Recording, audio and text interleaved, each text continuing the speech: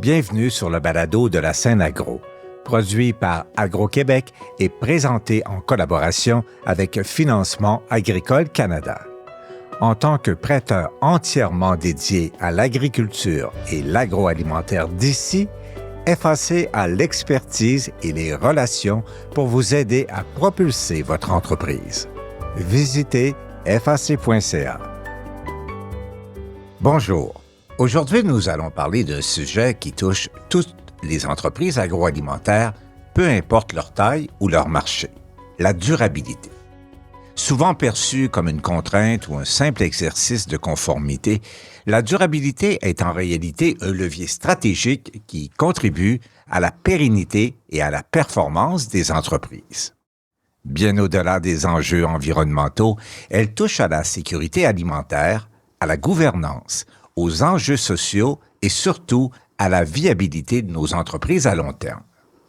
Comme le dit Justine Hendricks, présidente directrice générale de FAC, la durabilité consiste à satisfaire les besoins d'aujourd'hui tout en préservant la capacité des générations futures à répondre à leurs propres besoins.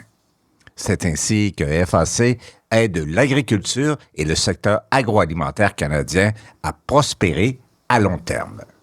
Rappelons que Financement Agricole Canada, FAC, est le plus important prêteur au pays, exclusivement dédié à l'agriculture et à l'agroalimentaire.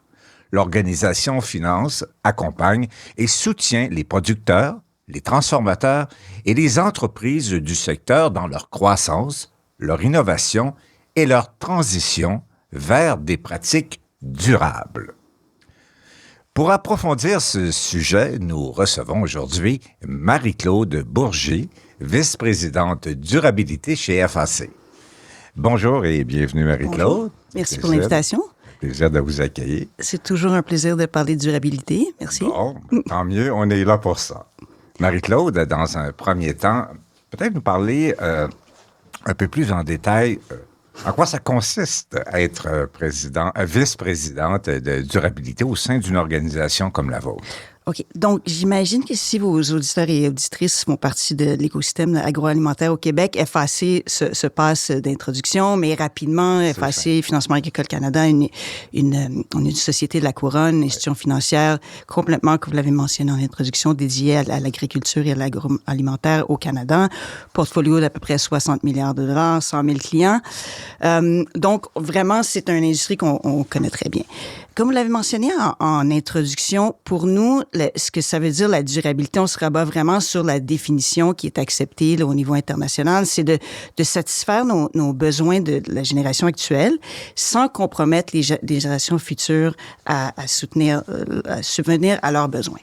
Donc, et de façon intrinsèque, dans la définition, il y a 3 volets. Il y a un volet environnemental, il y a un volet social, les parties prenantes de l'écosystème, et il y a un volet que peu de gens comprennent, c'est que ça suppose aussi une croissance économique. Donc, pour prospérer, la notion de prospérité fait partie de la durabilité. Oui, c'est un pilier qu'on ignore parfois, mais qui est tout aussi important que les deux autres, finalement. Aussi important. Sinon, il n'y a pas de développement durable. Exactement. Dans le développement durable, il y a le concept de développement. Voilà. Donc, pour nous, c'est vraiment important. Puis, nous, étant une institution financière, le succès économique de nos clients, c'est la priorité numéro 1, 2 et 3, si vous voulez. Donc, c'est vraiment, nous, on l'approche, comment on soutient nos clients.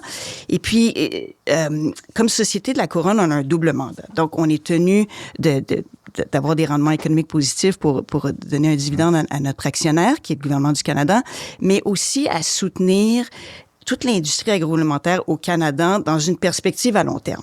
Donc, la durabilité, vraiment, nous, faut la mettre au cœur de notre stratégie pour vraiment s'assurer une vision long terme. Maintenant, quand on regarde, pour nous, au-delà de la réglementation puis de la divulgation, on le regarde vraiment d'une lentille de risque et retour. Et opportunité, s'il vous plaît. Donc, il y a des risques qui sont très matériaux maintenant, des risques environnementaux et sociaux et de gouvernance qu'on voit pour les entreprises, mais associé à ces risques-là, il y a des opportunités d'affaires. Donc, nous, on voit vraiment la durabilité dans un contexte d'accroissement de la productivité. Donc, si nos clients produisent plus avec moins, on parle moins d'énergie, moins d'intrants, moins d'eau, il y a un bénéfice économique. Et puis, de façon presque un co-bénéfice, c'est on diminue notre empreinte environnementale en produisant plus. L'industrie agroalimentaire est très intéressante parce que avec le concept de la séquestration, plus on produit, plus on peut être bénéfice sur les sols, sur l'environnement, si c'est bien fait. Donc, c'est vraiment dans cette perspective-là que nous, on essaie d'appuyer nos clients de comment atténuer les risques et parce qu'on voit que le monde autour de nous change très vite, que ce soit de façon environnementale, sociale, tout ça. Donc, comment est-ce qu'on les appuie pour faire face à ces changements-là, puis on les pointe dans la bonne direction pour vraiment qu'ils puissent capturer toutes les opportunités d'affaires qui sont associées. Et le concept d'autonomie alimentaire canadien est fondamentalement un lien fondamental justement avec la durabilité. Qui est d'autant plus évident depuis qu'on a les élections dans le Sud. Souvent, les entreprises vont percevoir, si vous voulez, ces actions nécessaires à prendre au niveau de la durabilité comme, je dirais, plus une contrainte réglementaire au départ. C'est la perception. Oui. Il y a une perception. Comment on fait pour changer les choses? OK. Donc, ça, c'est un peu défaire cette perception-là. C'est vraiment ma mission principale. C'est, premièrement, chez FAC, notre approche à la durabilité est basée sur des incitatifs.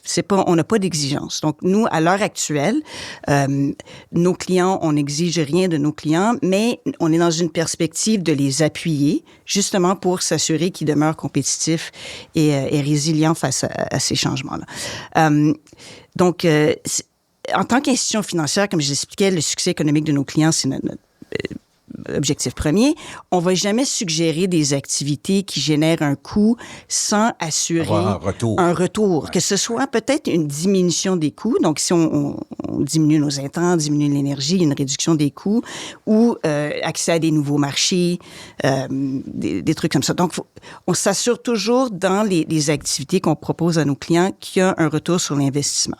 Maintenant, ce qui est intéressant que les entrepreneurs... Parce que je peux comprendre que certains de vos auditeurs auditrices roulent des yeux en ce moment. C'est facile, moi, venir ici à votre balado puis dire c'est pas toutes les activités reliées à la durabilité qui c'est sûr que ça engendre des coûts. Mais ce qu'il faut, c'est repenser les modèles d'affaires. Donc, on donne, par exemple, l'efficacité énergétique. Oui. C'est un amortissement à long terme. Donc, beaucoup d'entrepreneurs ne sont pas habitués de voir un amortissement sur 20-30 ans. Okay, donc, sur papier, c'est pas très intéressant, mais il faut repenser la façon dont on voit les choses pour vraiment incorporer la durabilité puis rester productif.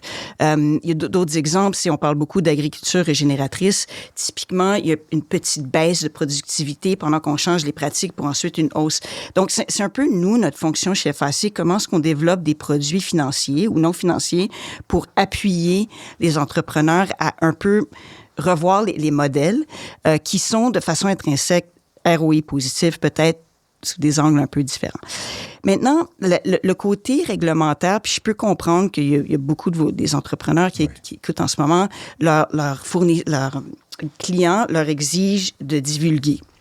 Ce qui arrive, c'est que mettons les grands distributeurs. Les grands distributeurs, les grandes compagnies, les Cargill, McDonald's, Métro de ce monde, souvent qui sont transigés sur les marchés publics. Eux, ils ont une exigence de divulgation climatique, puis ça s'applique à toute la chaîne de valeur. Et souvent des politiques de responsabilité sociale. Exactement. Qui deviennent de plus en plus contraignantes. Oui, tout à fait. Donc ça se cascade à la chaîne de valeur. Donc, nous, chez FAC, notre rôle, c'est vraiment d'appuyer les clients. Puis souvent, c'est de façon intéressante, c'est pas toujours l'aspect financier, c'est souvent l'aspect information, appui, vraiment de connaissances pour comment cibler les activités qui peuvent entreprendre pour répondre à ces exigences-là.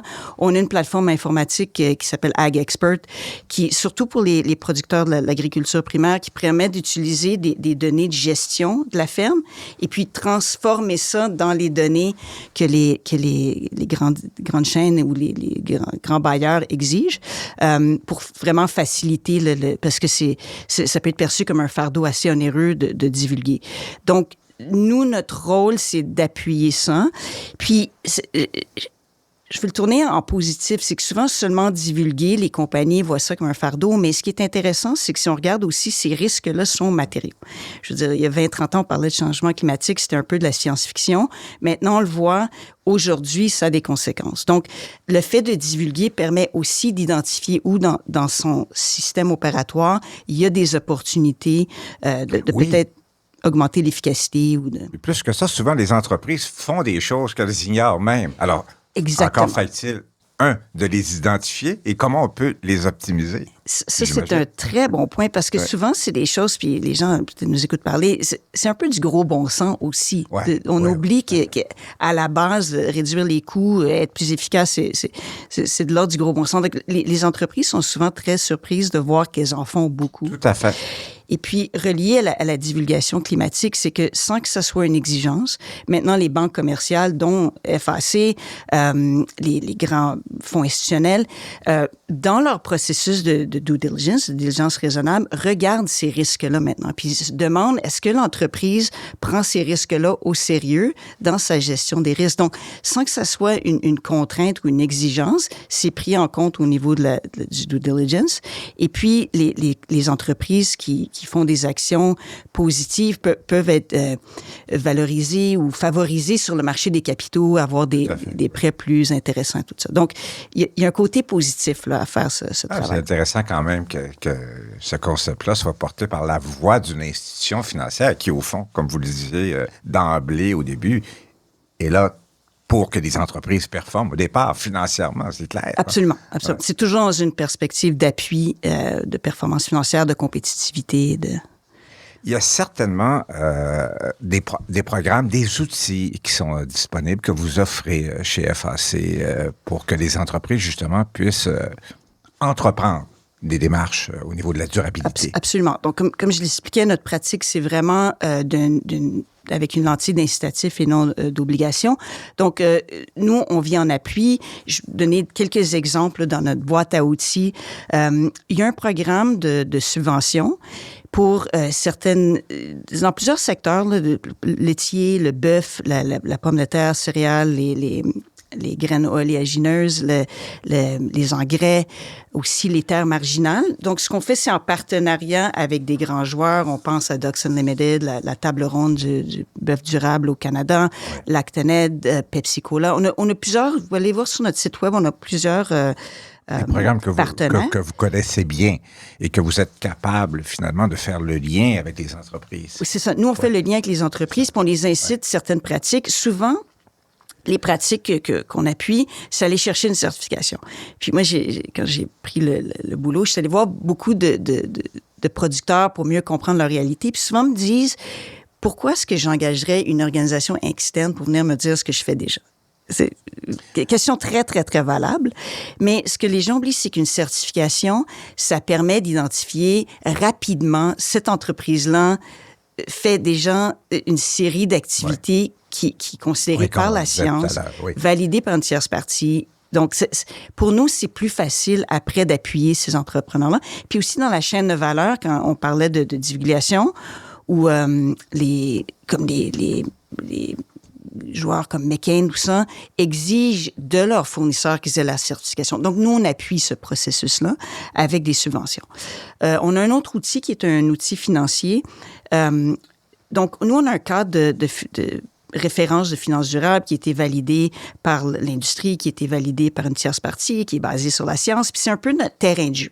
C'est toutes les activités. Il y en a une 60aine, puis vous seriez surpris à quel point ça ratisse large dans notre milieu, les activités qui sont dites durables. Puis je suis persuadée que tous les entrepreneurs qui nous écoutent à l'heure actuelle en font une grande partie de ce qui est dans ce cadre de développement durable.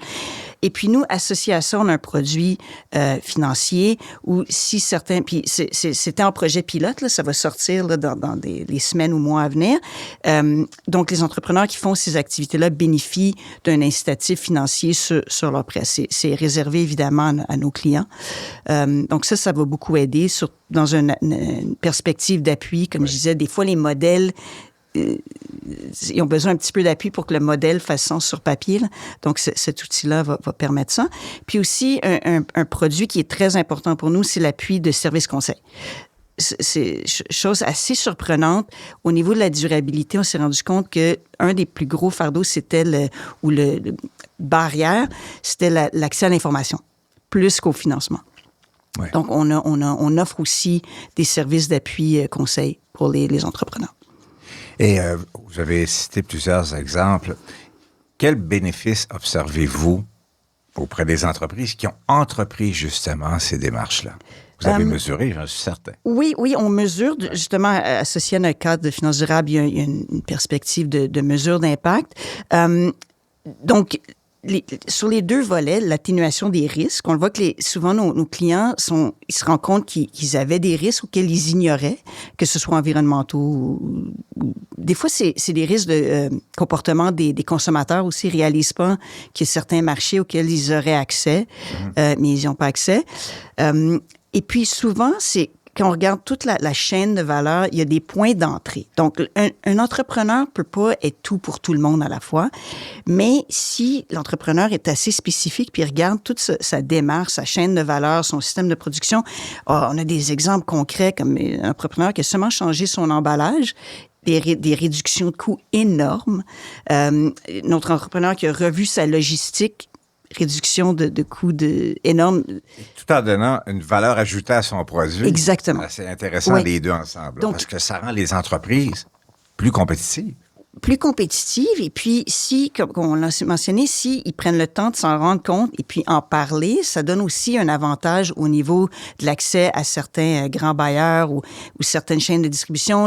On voit que les jeunes consommateurs portent beaucoup d'attention à des produits qui ont une allégeance durable sans tomber dans ce qu'on appelle le greenwashing, mais quand ça peut être démontré, c'est favorisé par des consommateurs. Bon, il y a toujours le point de prix, mais si ces activités-là permettent de réduire les coûts, c'est intéressant. Nous, un dernier exemple, parce que j'en aurais plein, mais on a une microbrasserie qui a tout revu son système d'opération, puis l'entrepreneur me disait que le premier mois, il était en cash flow positif parce qu'il a tellement réduit... valoriser ses déchets, réduire ses intrants. Tout en optimisant son positionnement auprès du consommateur. Exactement. Exactement. Donc, il y a des belles histoires. Je ne veux pas faire sembler que c'est tout rose, c'est difficile, mais quand on commence, parce qu'on dit en anglais les low-hanging fruit, il y a beaucoup à aller chercher juste dans les low-hanging fruit pour déjà se donner une longueur d'avance. Vous parliez, Marie-Claude, tout à l'heure de services consultatifs qui pouvaient être offerts justement aux entreprises qui veulent entreprendre des démarches, et notamment ici, au Canada, mais au Québec également, avec Innocente. Comment ça fonctionne exactement? Donc, Innocente est un partenaire qu'on valorise énormément parce que ils ont une approche qui est très hands-on, si je peux me permettre l'expression, avec l'entrepreneur. Donc, nous, ce qu'on fait, c'est qu'en partenariat, on offre le premier 5 heures est offert par FAC pour nos clients. C'est un peu un diagnostic, puis pour que les conseillers de chez Innocente aident dans l'entreprise, expliquer c'est quoi une démarche ESG, parce que souvent, quand on parle de durabilité ESG, comme on le disait en introduction, il y a une connotation qui est réglementaire ou de divulgation de fardeau. Donc, c'est briser ce mythe-là. J'imagine que les entreprises, déjà à ce stade-ci, se rendent compte qu'ils font des actions. Exactement. Donc, c'est mettre la table, identifier ce que l'entrepreneur fait déjà pour valoriser un peu la démarche. Et puis, s'il y a un intérêt, s'il y a un appétit, il y a un autre programme qui c'est 40 heures. Ça, ça demande beaucoup d'apport des entrepreneurs puis de leur C-suite, si vous voulez. Mais c'est vraiment de regarder de façon minutieuse toute l'entreprise, tous les intrants, tous les points de chute, la chaîne de valeur et tout, puis voir où sont les risques reliés, parce que les gens réalisent pas que souvent dans leur chaîne de valeur, si un produit vient de Chine ou ça peut n'importe où, des Caraïbes, on a vu qu'il y a une tornade dans les Caraïbes, les chaînes de valeur sont très, très, très fragiles, on l'a vu durant la COVID. Donc, c'est vraiment de regarder dans l'ensemble et puis voir où les risques et où sont les opportunités d'affaires, que ce soit accès à des nouveaux marchés. On regarde avec les tarifs qu'on voit au sud de la frontière, il y a beaucoup d'entrepreneurs qui cherchent à aller en Europe, mais les contraintes, l'accès à des marchés européens est très différent. Il y a beaucoup de produits qu'on utilise ici qui sont pas acceptés en Europe. Donc, comment on appuie ces entrepreneurs-là à développer d'autres marchés, avoir des... Et puis, les témoignages sont extrêmement positifs. On n'a personne qui est passé à travers ce programme-là sans avoir identifié des risques ou des opportunités d'affaires qui étaient vraiment au bout de leurs doigts. Et est-ce que c'est à ce stade-là qu'on évalue finalement la maturité d'une entreprise en termes de durabilité, ou c'est un peu plus loin dans le processus? Comment ça marche? Oui, je pense que c'est à ce diagnostic-là que nos collègues de chez Innocente peuvent vraiment établir la maturité. Donc, puis l'idée, c'est de rencontrer l'entrepreneur au stade où il est. C'est puis d'établir une feuille de route qui est adaptée à la capacité financière, puis modulée en fonction de la taille de l'entreprise. Là. C'est vraiment une question que ça soit adapté. Maintenant, il y a deux formules. La formule de maturité, donc on en est où dans le processus, et puis surtout en parler pour s'assurer d'avoir accès à ces marchés-là ou valoriser les produits pour avoir accès à un premium. Mais il y a aussi le concept de matérialité. Et donc, la matérialité, c'est que c'est pas tous les risques ou c'est pas toutes les opportunités qui s'appliquent à tous les entrepreneurs. Okay? Donc, c'est vraiment de comprendre quels sont les risques qui sont réellement matériels pour cette entreprise-là, puis d'en faire un peu une priorisation. Ouais. Prioriser, OK, nous, on va focusser sur tels enjeux. On peut pas refaire le monde, puis c'est pas le fardeau d'un entrepreneur. C'est du cas par cas aussi. C'est du cas par cas.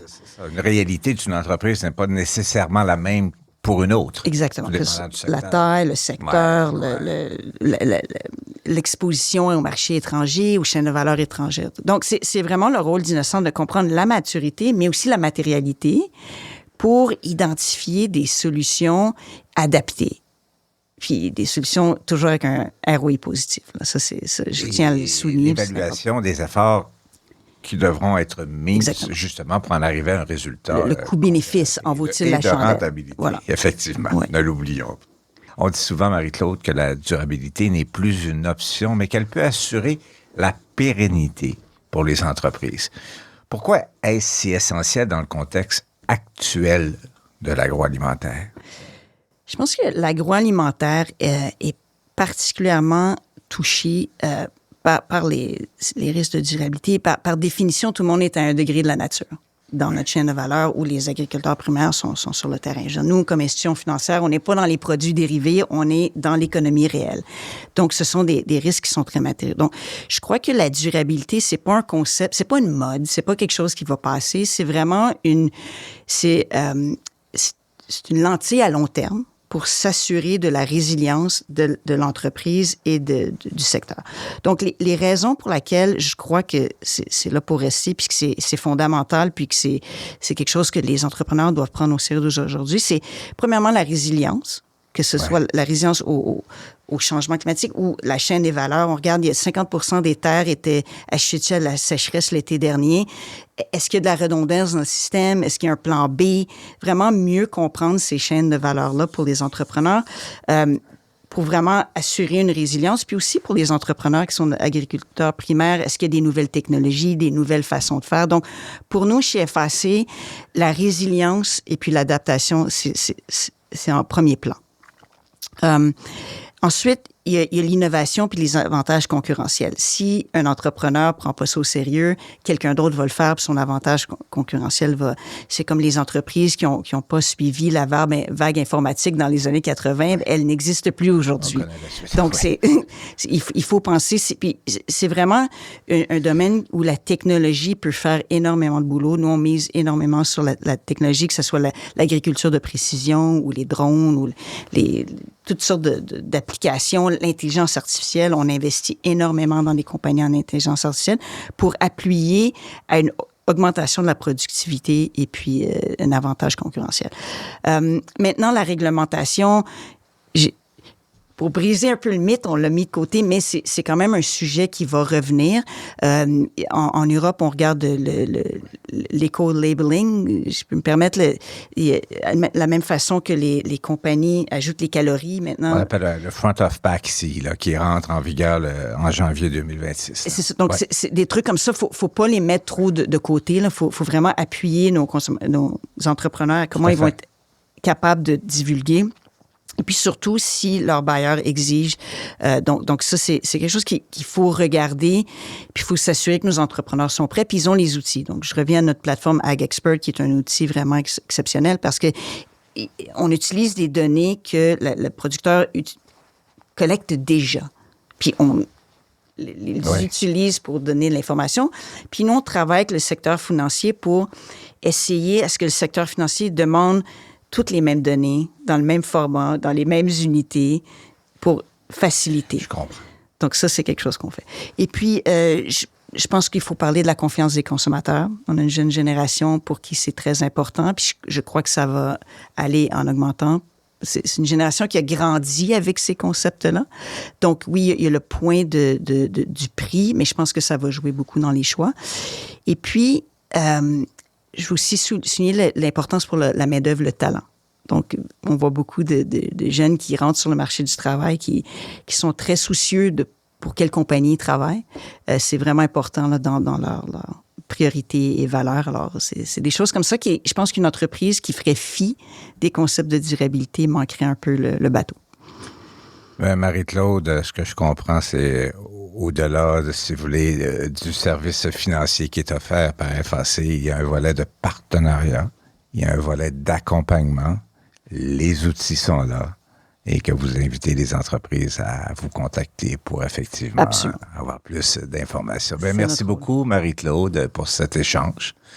On retiendra surtout que la durabilité n'est pas une charge de plus pour les entreprises, mais un véritable levier stratégique qui peut leur permettre d'innover, de sécuriser leur marché et de préparer l'avenir.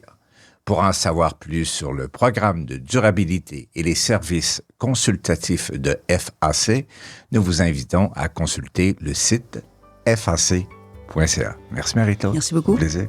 Au revoir. Vous avez aimé ce contenu? Suivez la scène agro pour rester à l'affût de l'actualité agroalimentaire au Québec. Merci et à bientôt.